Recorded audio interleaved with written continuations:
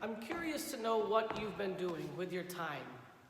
We've been quarantined for the last, and isolated for the last, 2 weeks or so, and you can see what I've been doing with my time, posting videos and doing mass on Facebook and sending messages and whatnot. We're still very much active and working here in the church, but I'm curious as to know what you've been doing. How have you been spending your time?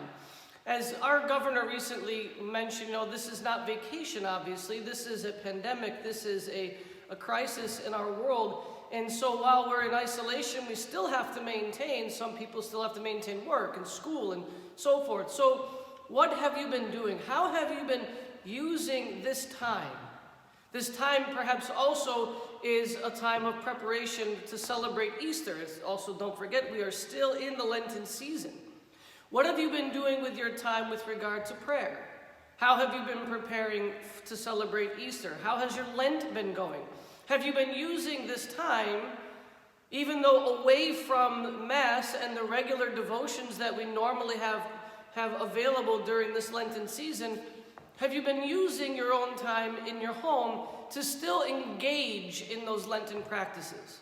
Prayer, fasting, and almsgiving. What have you been doing to make this time productive? To make this time to help you grow closer to our God? You can see behind me in the sanctuary of the church, we have our statues and images veiled.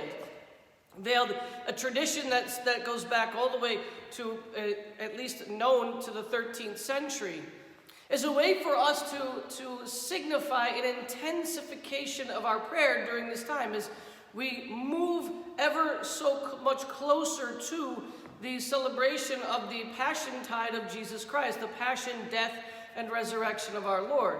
We veil the images that are here in our sanctuary and all around the church because it reminds us of that impending death that is upon us.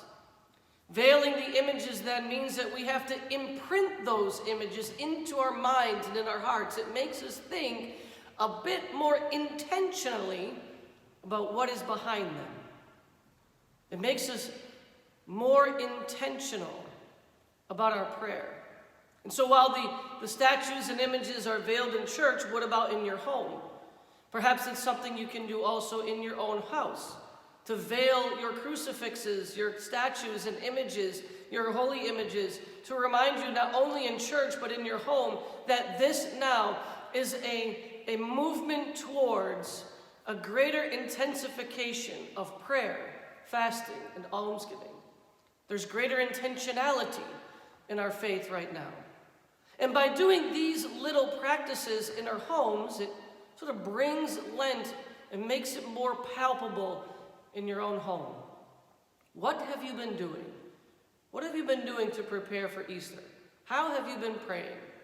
These days leading up to the passion, death, and resurrection of Christ, while they intensify in the church, they can intensify in your home as well. You can cover your statues.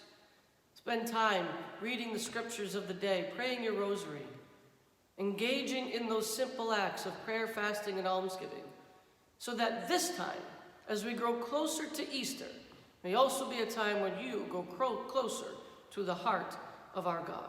God bless you.